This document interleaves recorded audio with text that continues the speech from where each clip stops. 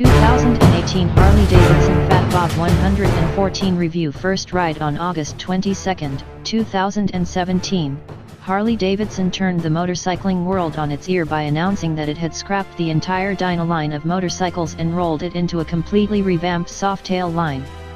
When the dust settled, 8 new Softails, 4 of them available with the buyer's choice of a Milwaukee 8107 or optional 114 engine, stood as the heart of a completely new cruiser lineup. The names of the Softails were carryovers from the previous generation, and for the most part, the new models were easily distinguishable as their previous generation's namesakes. In the case of the 2018 Fat Bob, this wasn't necessarily a given. Yes, once you knew you were looking at the new Fat Bob, it made sense, but at first glance, the 2018 Fat Bob elicits wows followed by "what the hell is that?" Dialing up the attitude, perhaps only one other 2018 Softail, the Fat Boy, looks as radically different as the Fat Bob does from previous generation.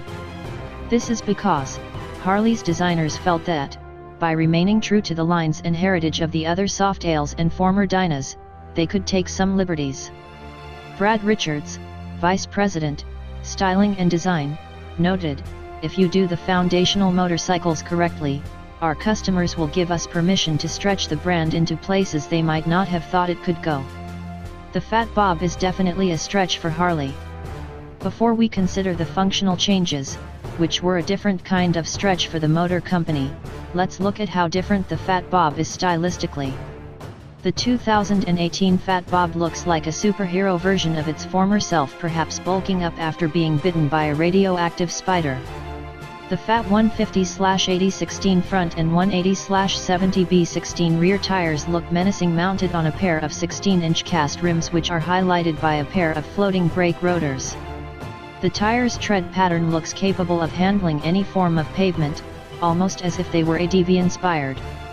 Mounted above the inverted cartridge fork is an LED headlight that looks like the eye slit of a 1950s robot, ready to shoot laser beams.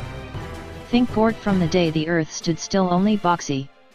Beneath the new 3.6-gallon tank that was specifically shaped to show off the top of the engine, the big twin seems almost outsized for the frame, a powerful appearance that is highlighted by the fat header pipes that arch forward of the crankshaft.